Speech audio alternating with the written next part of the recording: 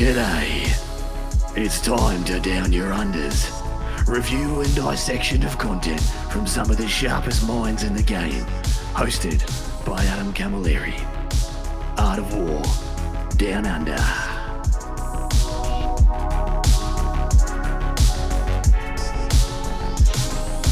G'day everybody and welcome to the little triumphant return of the Art of War Down Under podcast. My name is Adam Camilleri. This is episode 237 and I am back from my gallivanting over at Adepticon to bring you a nice little cute episode that I've been wanting to do for a long time. Now, I like doing State of the Factions ones, and this is going to be a State of the Faction for Adeptus Astartes as a whole, and I'm doing it because it is a faction that is close to my heart. In addition, it's a great look in at the current state and health of the game, because when Space Marines are doing well, it tends to be, very identifiable why and what they are doing well that does so. And it tells you a lot about how the game is played, what is good, what is bad, and what is otherwise. And a lot of time when Space Marines are doing really badly, it's because there's some ultra dominant Unga Bunga, cannot be touched, cannot be beaten way to play the game, or archetype that they just do not have a chance against. In saying so, my guest at this time is the current reigning,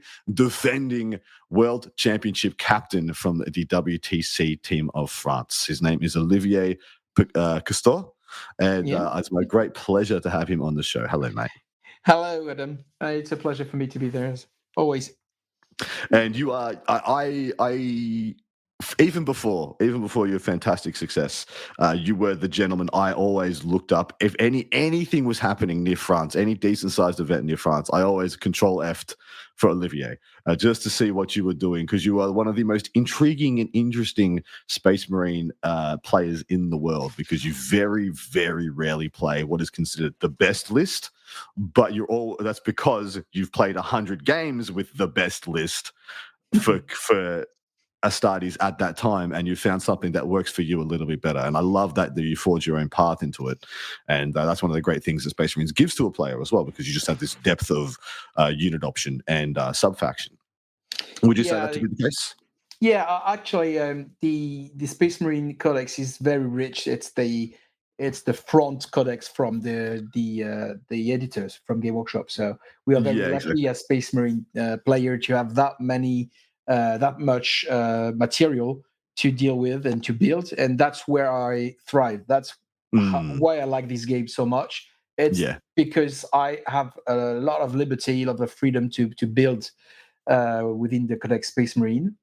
I'm not sure. I'm not that kind of a player that will play the 100 game you're talking about.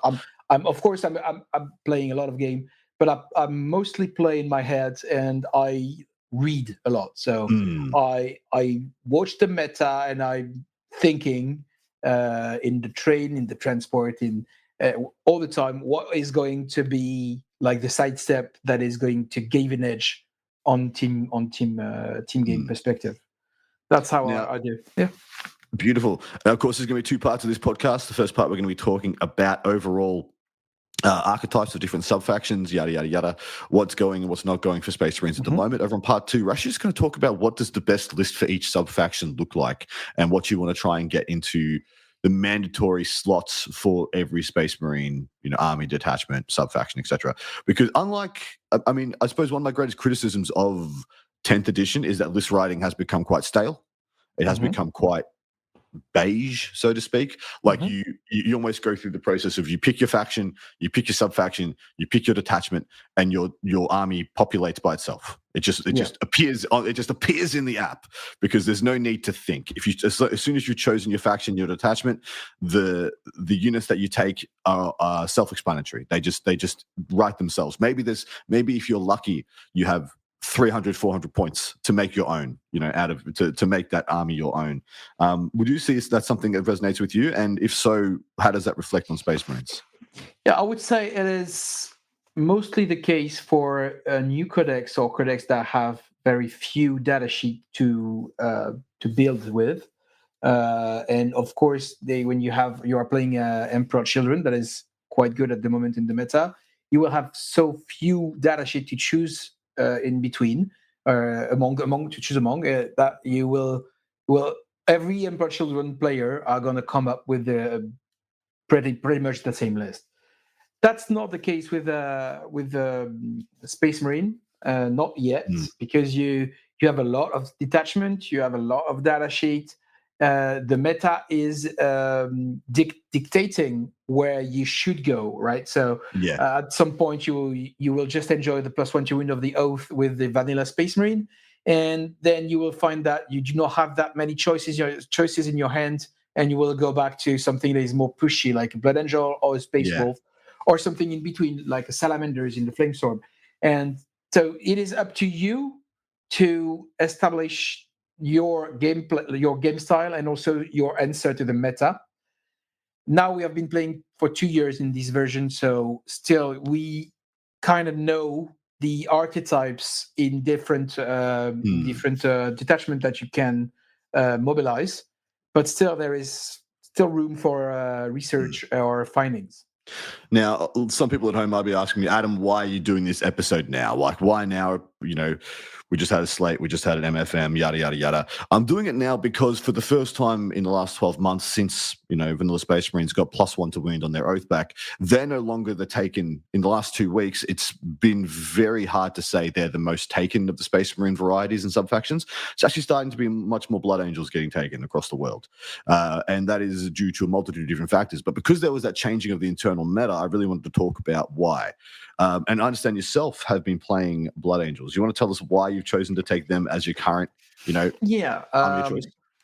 I played when the +1 to wound aired. I played it in Ultramarine, as everyone has played that, I believe, as a Space Marine player in Gladius. And I brought this list to Pyra. It was a mistake because when you're playing this kind of list with lots of hulls, so you are basically a hull spam, you are leaving a lot of choices in the hand of your opponent. So he will decide when and where he's going to attack, and you will have to respond.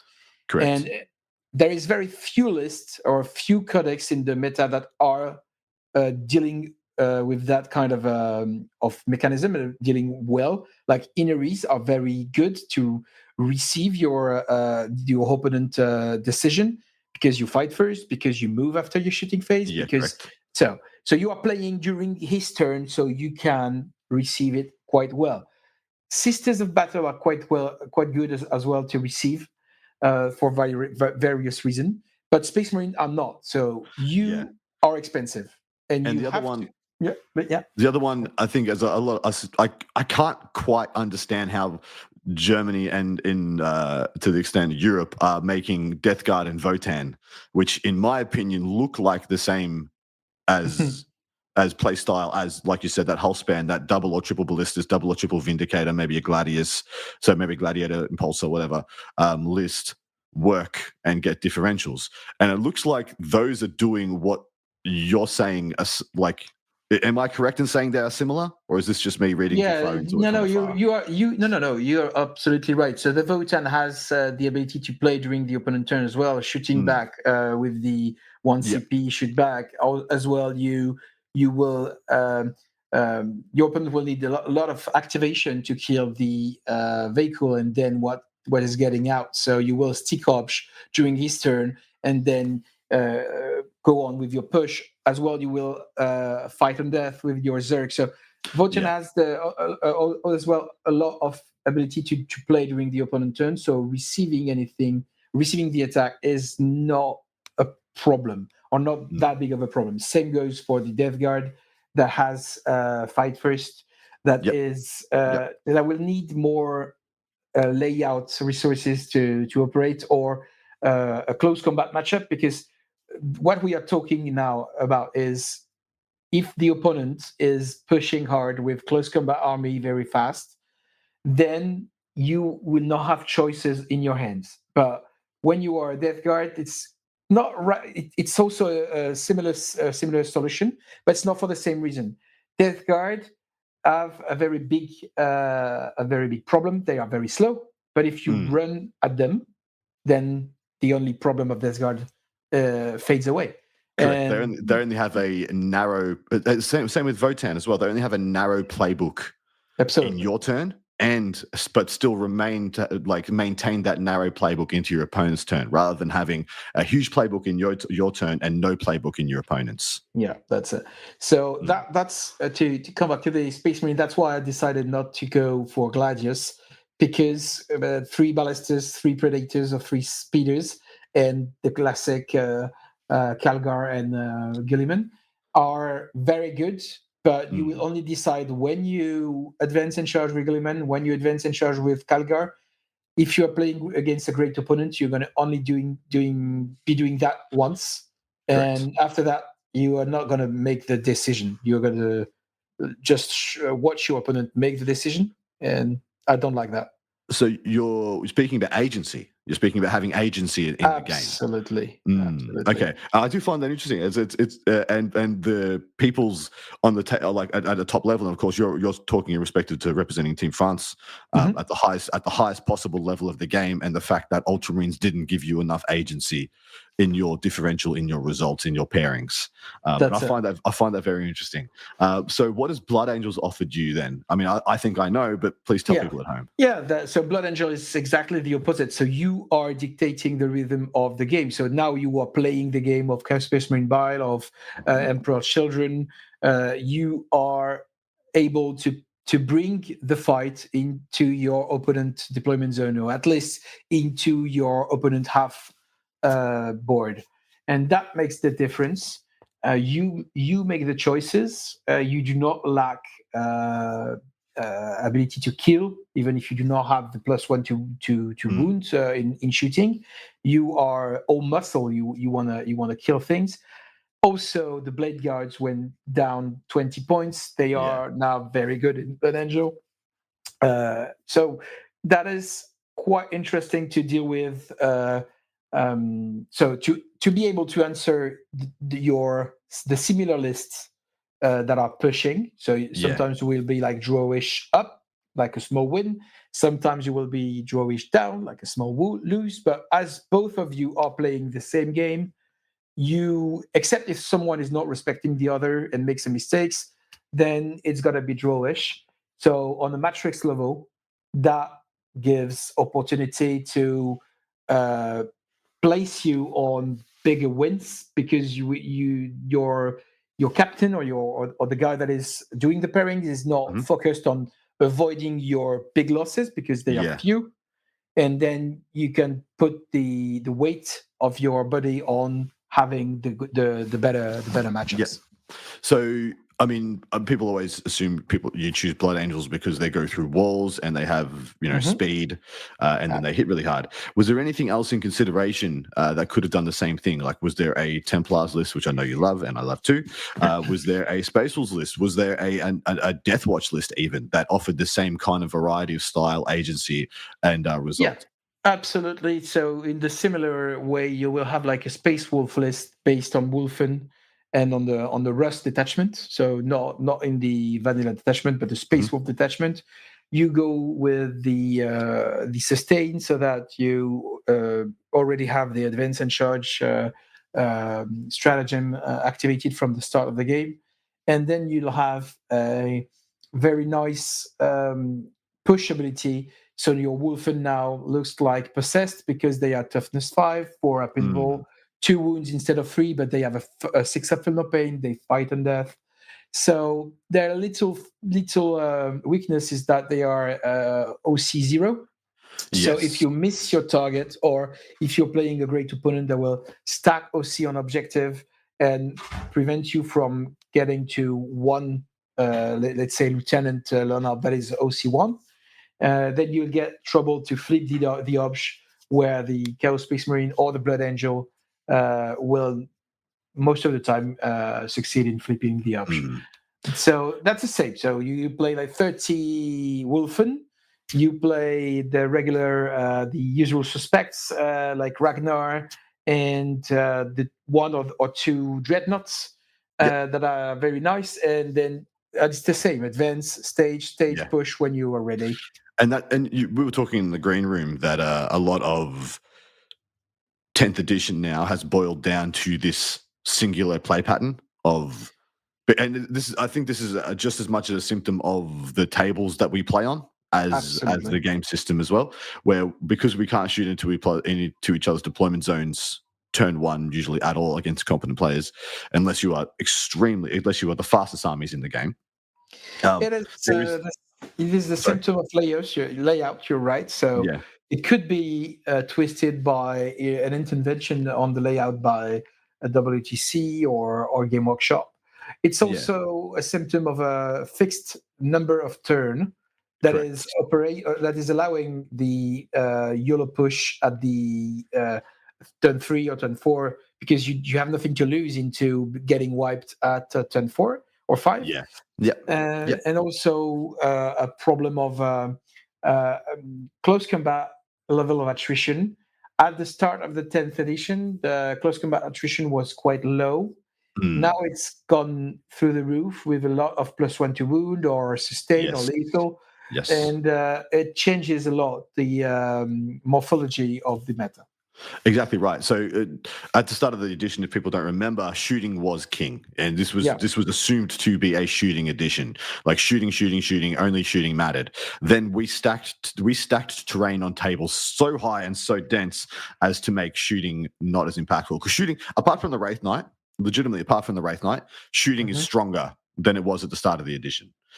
With things like Lehman Russ tank commanders, things like we saw Scions, Tempest Scions literally deep strike and kill God. They could not fail to kill their target, a multitude of targets. And we've seen Vindicators, we've seen with critical 5s in things like Chaos Space Marines, etc., and all these other things, Clades Grav tanks, all these fantastic things. And they have stayed virtually the same. There's very few new detachments that come out that push shooting because it is entirely unnecessary. Entirely unnecessary. But we have so many different detachments that come out that try to make melee work. And now, to your point, melee has really, especially in the last, say, probably 6 months, melee has really finally caught up to shooting. It took them like 18 months for them to make melee as good as shooting. But now, in my opinion, melee is better, because melee results in you scoring points at the same time, because you are flipping objectives, fundamentally scoring secondaries and denying primary. It is also, I think it's not only the game design that's shifted, it's also how players understand the game. So it also, to be fair, it also took us a lot of time to figure it out. Like when we came last WTC with the 2 hordes in Chaos Space Marine and in Black Templars, that made also a difference. And you realize that when you push and you kill at the same time you flip, then there is no way you are not bringing any points to your team. So it wasn't. We were not able to see that when the meta was silly with Wraith Knight that was able to kill everything, even in Overwatch, of course. But quite soon enough, we've seen that. So after the Wraith Knight era, I remember the first Atlanta edition where Manichima won with the horde of Chaos Space Marine. And it was still starting to be a thing. The close combat was starting to be a thing, even at that point. Yeah. I blame France for that. You showed him what to make. You showed him what to bring.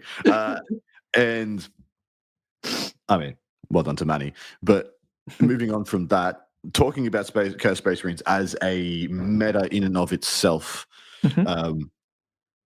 is because there's a bunch of different ways to go with this kind of melee. I don't want to say melee trading army, because it's not necessarily. It's more pressure. It's more control, melee control, and it's done to some extent, inherently by the best world leaders players who will stage up and not charge on turn 2. They will stage up turn 1 and not charge on turn 2, because they're scoring their points and creating differential by dint of danger, by dint of threat. Is this something that you're weaponizing as well, or is it more like you stage up and just send like an orc army, like you just call the war turn 2 or turn 3 and bang? No, it really depends on the tempo of the game. Sometimes, especially if your opponent opens the game, you will have to go turn 2.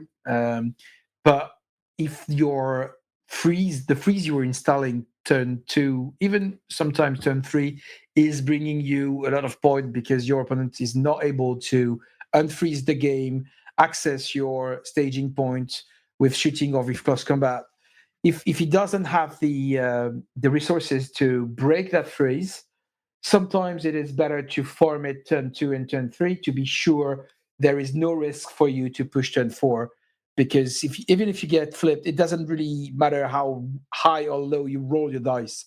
You will just throw your models to your opponent's faces and then just watch them lose the points. Doesn't really matter how hard you kill things. So I would say in a single environment, you will push later. In a team environment, depending on how hard you need to carry after your pairing, you will push turn 2 and 3. Yeah. Depending on what your coach tells you on turn 1. Absolutely. Yeah. Fair enough. So why? So I mean, I understand from a team's perspective this pivot towards Blood Angels, but I was already predicting this pivot towards Blood Angels and or aggressive stance Space Marines when I saw Mordaka and Ynnari starting to take the floor. Even Aspect Host can do the same thing, where you just need to go kill them. You need to go over there and you need to go kill them because they're in transports or they're hiding behind walls and they're going to have a big staging turn or they're going to tempo you out, if a la Ynnari will. And I thought, there's nothing that Ultramarines can do, in my opinion, to have a consistent win rate against Eldari, and there's even less that they can do to have a consistent win rate against Orcs. And the fact is that even before Mordaka came out, I already thought this was the way because the hull-based Ultramarine list was just terrible into tactical. And now it's even worse into Daka. And so I predicted we would see a switch towards more aggressive stance. And everyone was already auto going to go to Blood Angels first for that. So do you see that as the one of the true powers of Space Marines, that when there is an identifiable, top dog or top two dogs, you can just pivot into the playbook, into the big bag of subfactions to be like, yeah, this one's the best now? And is that what's happening? That is what's happening. So with Space Marine, you will have the Gladius, that is the bread and butter that you will advance and shoot, advance and charge, fall back and shoot, fall back and charge. So when this is very strong, I'm not sure it is a very healthy spot for the Space Marine. So now it is not. So it means you have to adapt. You cannot just be average and better. You have to be specialized and better against some codex and worse against other codex, and that's fine because that's the rock paper scissors, the classic rock paper scissors we know in 40k. Then you will have choices to make. You can go to Flamestorm, that is like close range shooting. It's kind of close combat shooting, like close combat with a 6-inch range, right? It's instead of a 1-inch range. You can go to Blood Angel or Space Wolf depending on how hard you want to invest in elite or in other hybrids like mechanized and a bit elite and a bit swarm. You can also go into Black Templar, but at the moment they have been successfully multiple time nerfed. Your fault. Yeah. My bad. Sorry, guys. Legitimately, you sir, your fault.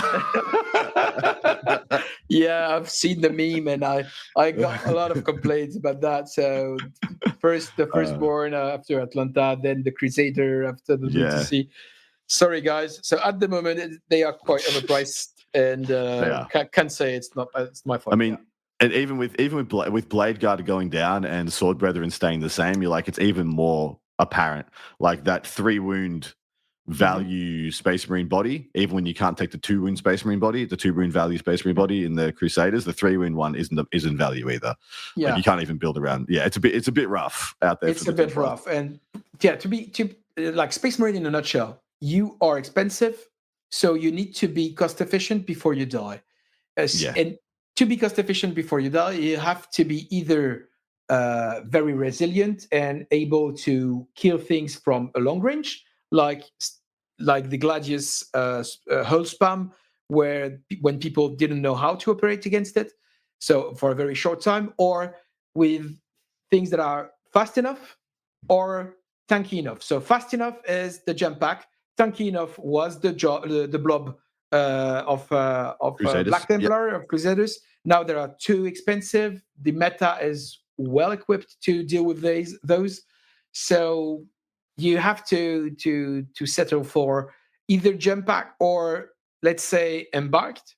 small unit, multiple small unit, but then again, you are either not impactful enough or too expensive in Black Templar. Yeah. So at the moment, I wouldn't play Black Templar. I'm not saying they're not playable.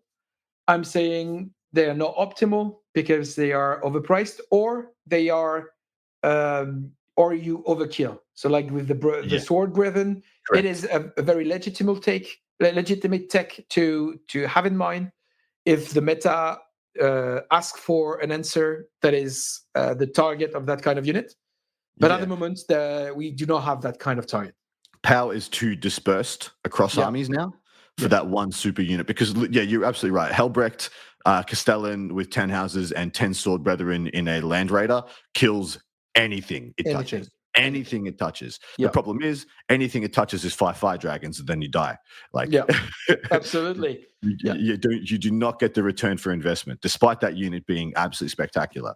But when people start bringing Wraith Knights back, when new Knight book comes out and we see Canis Rex or freaking Knight Castellans and stuff on every table, sure, that unit's going to get a lot more value. But when power, like I said, power is so dispersed, like there's 3 units of looters, there's 3 units of tank busters, there's 3 units of fire dragons, 3 units of banshees, 3 units of warp spiders. You have to go and clear 3 to 4 of these things to generate the value that you are expending to take that unit. And so Blood Angels is doing it better because they get the maximum impact per unit, right? Yeah, and there's also another very important thing in Space Marine building, that is what's the balance in your army in between your unit that needs absolutely the Oath of Movement and unit that are Oath of Movement free. Agnostic, And like the Ballistus, right? The Ballistus is everyone points to that as that is it. Oath. Yeah, Ballistus does that. The Lancer does that as well because it has 1 reroll and you can hit on 2s. The Death Company does that because they reroll natively. The Blade Guards now does that because reroll once to hit. It's far enough to it's enough to just be reliable. So Blood Angel has resources that do not need that. But Black Templar, for example, when you are your attrition is based on lethal or a crit 5 lethal, of course your attrition is going to rely on the reroll. It's going to double if you reroll, at least. And then you will only have 1 unit that will benefit from Oath, or you are a Neutral Marine, you have 2 Oath if you want.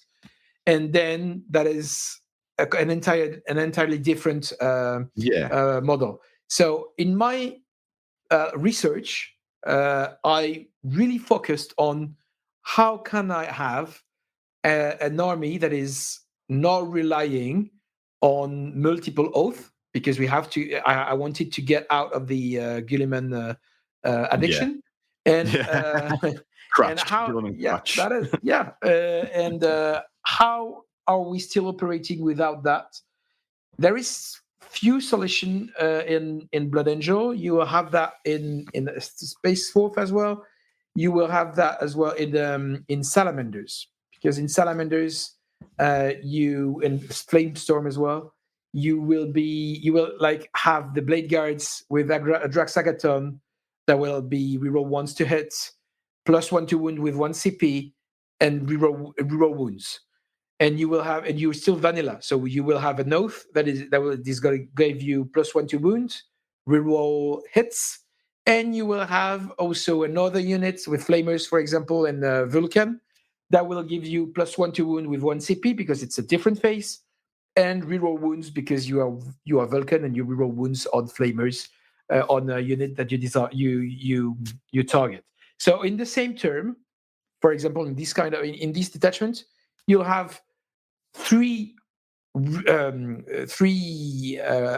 Oath agnostic, or 1 Oath, 1 automatic reroll once, and the other that do not even. So one that is not even rolling hits because it's a Flamers, one that is rerolling everything because of the Oath, and one that is rerolling once. And the 3 of them are going to get the +1 to wound. Both of them are going to get reroll to wounds as well. Yeah. Great points and perfectly explained for anybody wondering or struggling at the moment with list design.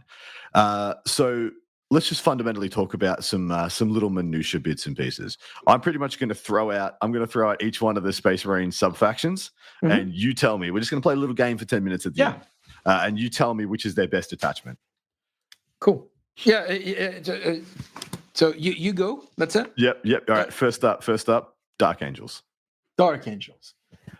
Dark Angel, I would say the best attachments is the Lion at the moment. Lion's Blade, because I've seen people researching or taking in a team perspective and trying to abuse the stratagem that allows the heroic intervention old style like V9 and with a lot of resources on the layout, it can be very interesting in the pairing process. I also love the hunter, so the Ravenry Company of Hunters. Company of Hunters. I'm a huge fan of both, and I like what you said about the defending your primary in the Lion's Blade. That's what it does. It is a very consistent scoring detachment where you don't necessarily have to worry about being pushed so much, because you put so much danger in your opponent's hands that if they try and push, you deny it anyway, and they throw away resources to no avail. And you also have resources to resist a bit. You can on when you decided get a -1 to wound if you're in close combat, or that's it. I've seen it's quite a thing in Australia. Some of you guys are playing that in the tournament with quite success. Yeah. And taking 15 Deathwing Knights as well. So no chill. No time for that. It's disgusting. I'm a huge fan. And Company of Hunters is the opposite. Company of Hunters is pretty much just taking bikes, go fast. It's almost like bike jail. It's like Thunderwolf style, but use bikes instead of Thunderwolves. It's a little better, a little worse, much better shooting game. But probably worse, melee game on aggregate, but just as fast. First, the same thing we've discussed early. So it is very, very fun to play. So if you guys want to play it, go on. But you will suffer. So you need to charge to get the bonuses, and you will be hard move blocked. The opponent will go through walls and get the initiative of close combat. So. And in addition, I'm just going to say it right now, the game's really rough on 3-wound Marines. Real tough, rough on 3-wound Marines. Yeah, absolutely. Which is all your bikes. Space Wolves. Space Wolf, the best detachment is Russ. I've had enough, to be fair, of the Wolf Cage. Stormlands. I'm done with that. Russ is quite interesting. It allows you to play very nice named character that you want to see, like the two dreadnoughts, Ragnar, that is a beast, and Wolfen. I'm not a fan of the models, but they are very nervous, very quick. They create problems to your opponent because they are not easy to take down. It's a very nice detachment, and it's great because we haven't seen these detachments since the V10 started. So I think it is the best at the moment for Space Wolf. I genuinely think so. I think people have got their skills and up to date with how to avoid Wolf Jail and how to every army in the game, because of orcs, is taking infiltrators. Is taking at the worst is taking a fast moving scout unit to just avoid the Zodrog jail if they haven't brought commandos, etc. And I think those things also apply and hamper the Wolf Jail as well. Absolutely, and to be fair, the Wolf Jail is a solution to shooting armies. Correct. And at the moment, the meta is a solution to shooting armies, right? Perfectly said. I will say I do still rate Wolf Jail as an Eldar solution. I do think it's not too bad into the Eldar matchup if played quite well. It's not too bad, right? Quite a high level. There's still quite a few failure points in there. But the good thing is you don't have a shooting phase, so you don't have to worry about Yunari running away, because you're going to shoot those bolt pistols, baby. Absolutely. You're not going to do it. All right. And I do like what you said about Wolfen as well. And I like what you said about Ragnar. I looked at Ragnar's data sheet, I think, in like the index when the game first started. I'm like, I bet you this guy's good eventually. And it's taken a lot longer for him to be good eventually than I thought. All right. Yeah, actually has been good from the start, but not enough to carry the codex. Exactly. So Yes. now it has a nice environment to push with him. So you can go 2 advance in charge, 1 with him because he Yeah. has advance in charge that baseline. So you can put it in the, I would say, into assault intercessors or stand guard if you want the reroll wounds. So you will need those.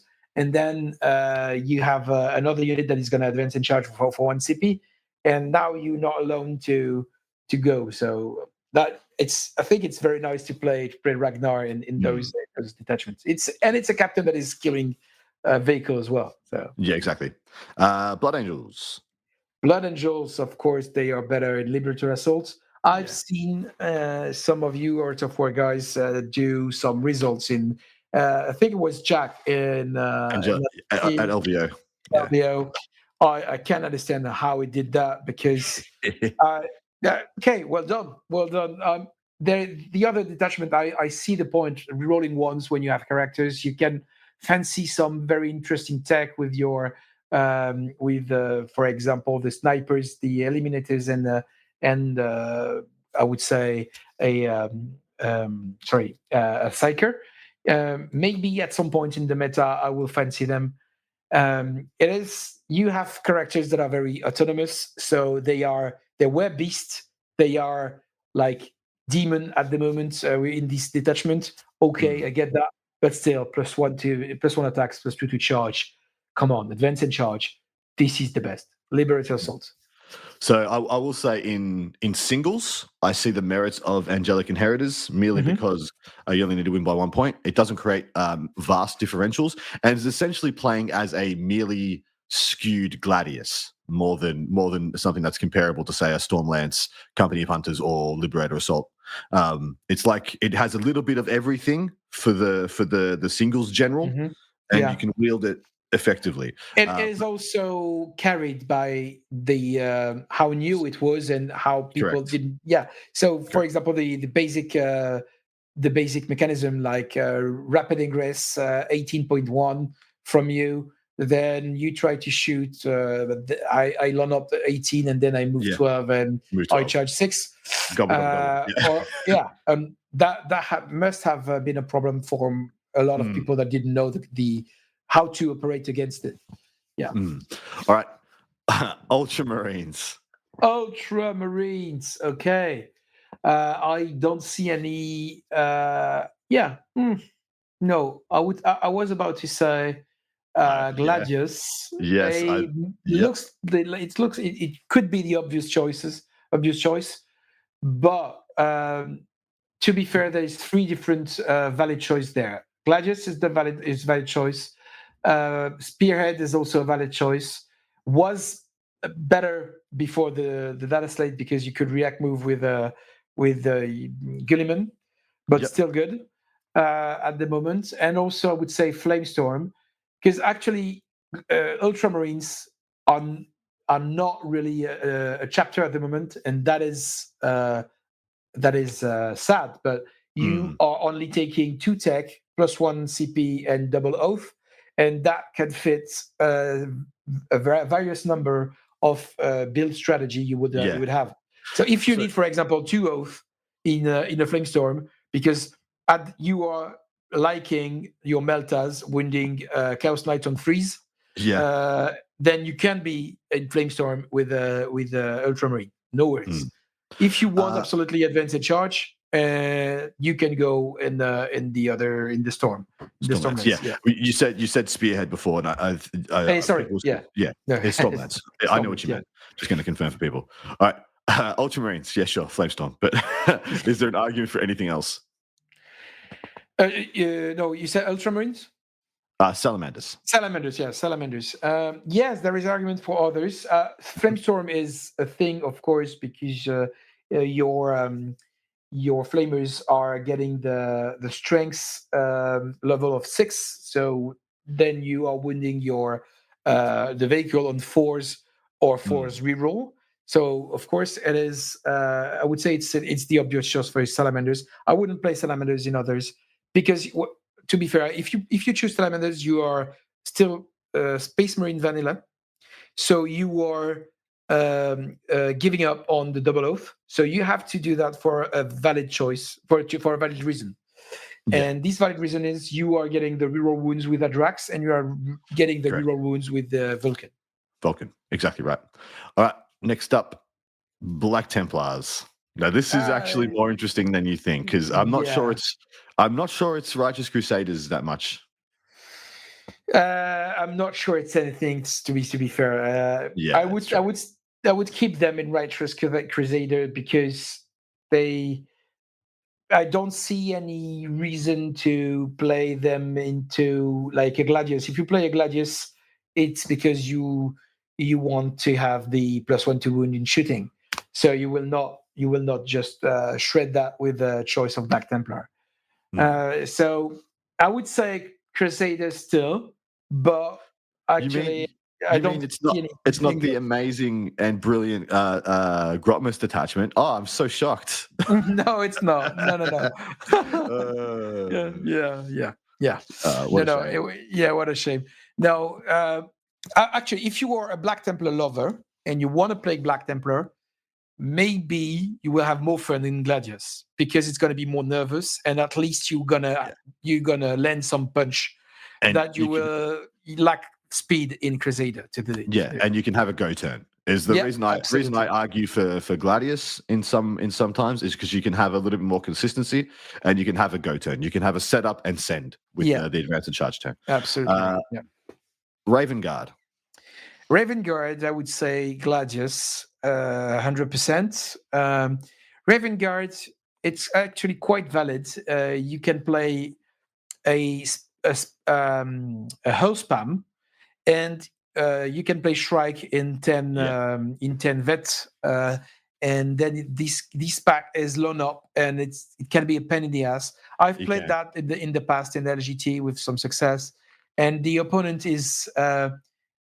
I really have trouble to deal with this pack because you rapid ingress 12 in 12-on-1, then you will move, shoot with Infernal Pistol. Those Infernal Pistol can have +1 to wound because you are still vanilla, and then you will charge. At the same time, you've made sure you were in tactical so that when your opponent moves within 9, and he will, because normally you have engaged another unit that is harmless in close combat, that is willing to fall back from you.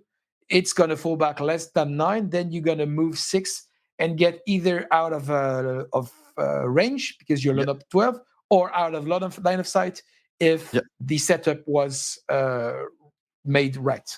And then you go back into reserve at the end of their turn and you do it again. Absolutely. Or you stay there because this movement is a surprise, and then you advance in charge, and then now you are in the DZ of the opponent and you're a pain in the ass. I do think that the Vanguard Spearhead detachment is mostly dead, but the Raven Guard can still make the best of what's left. And it's not great. It's not amazing, but they can make the best of what's left. Yeah, and still it's dead for the moment. I'm not sure it was alive for the right reason. I love the. I didn't rate it for the longest time. The Ultramarine Centurion or the Centurion Devastated Centurions. I didn't rate it at all in team play for the longest time. I always thought it was never something that could push a differential. It was always something that your opponent had to let you you do things, especially on WTC tables. Like you had to have perfect table positioning, and it was so clear where your opponent just needed to sit one model to stop you from blowing up stuff on their expansion objectives. And it was I always had a problem with the Vanguard because it was speaking about it as a high level teams option. But to be fair, I'm not sure those Centurion were meant to be used in this detachment. But what, in my opinion, what's the intention of the game design is offering the Space Marine something like inary flavor. So you are able to engage resources that will react, move, or disappear when you come forward with the stick obj, with traps, and this is an entirely different gameplay. And it is not working at the moment. I'm not sure it's gonna work at all during the 10th edition. But I will keep an eye on this detachment because maybe at some point with the new environment of the last season we're going to have and starting in July, maybe this new scoring environment is going to be much more Vanguard friendly.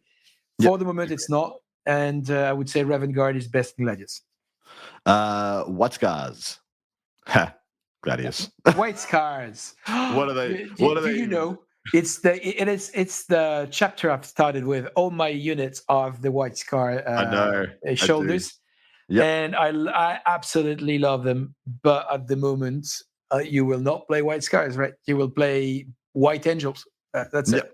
So White Scars, of course, you will play them in Gladius or not Spirit, it's Stormlands. But why playing White Scars? Only to have Corsaro that gives a +1 to wound in build does nothing. On Bait Guards, does really nothing. Yeah. So that's sad. I'm a White Scar lover, and my heart's bleed. My heart beats. Imperial Fists. Imperial Fists. That's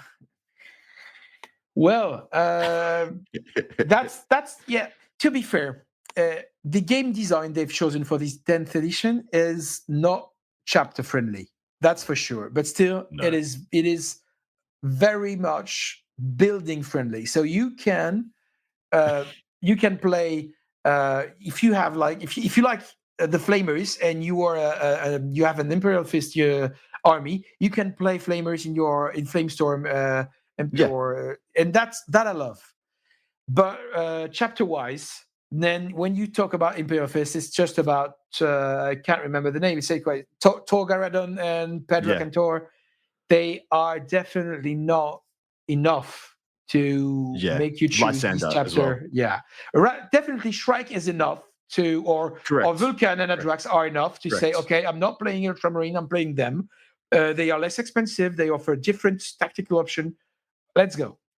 Exactly right. It does X Factor. It does something you can't get anywhere else.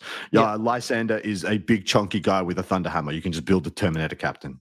That has a better enhancement. That does more than he does. And to be fair, the detachment that fits Imperial Fist, I think it's Siege something, is like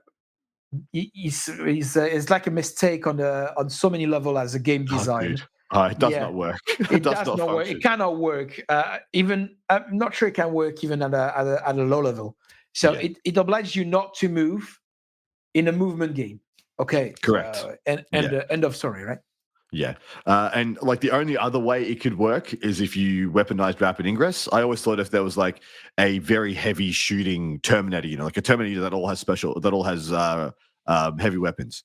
You could rapid ingress. And that's also the other problem. So if you get a Control F in heavy in the detachment Space Marine Codex, you have very few units that have heavy weapon. Correct. And no unit that have heavy weapon and can withstand a shooting phase from your opponent. Exactly right. 2 more. Iron Hands. Iron Hands, same here. They are not enough. So Ferros is not enough to let us decide. So to decide not to go for Calgar. But I would say,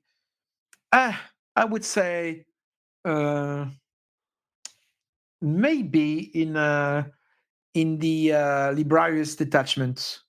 Because in the Librarius detachment, you can make some very weird things with the heavy antithesis, and psychers. And so as Ferros is buffing the heavy antithesis as a whole, maybe. That's a long shot, right? That's a long shot. And last one, Death Watch. Okay, Death Watch, of course, is only playable in the Death Watch detachment. I'm not a huge fan of the army myself, but that's mainly on me. I'm not getting how a gameplay with Deep Strike 9 shoot will bring you any valid tactical choice. That is a bit tempered, or that is a bit twisted by the new Indomitus team that is able to go to any spot on the map by walking or by flying, to be more accurate. And so you not just up and down 9-inch and try to shoot what is 9 from you if you have the line of sight, because with heavy table, some geometry work will most of the time kill this opportunity. I get why it is so efficient on Game Workshop layout, but as I'm only or mainly playing on the WTC layout, I'm not a big fan.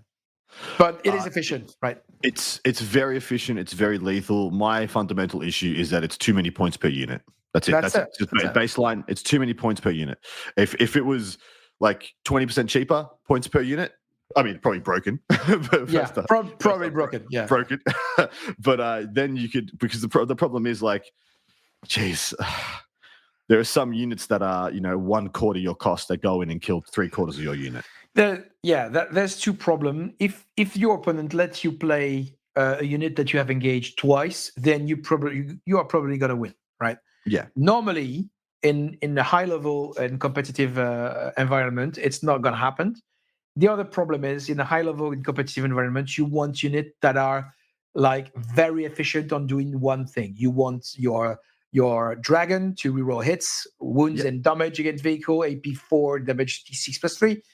And you don't care about having 2 of those that are killing in elite, 2 of those that are killing a vehicle, 2 of those that are killing horde, because on the spot on the map there you will find a vehicle. On another spot on the map you will find a horde.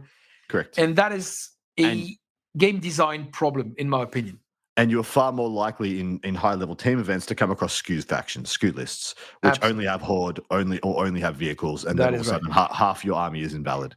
But still, I get why it is reaching that way. It is very that those units have a lot of swag, and yes. I understand why the Space Marine are so in love with those units.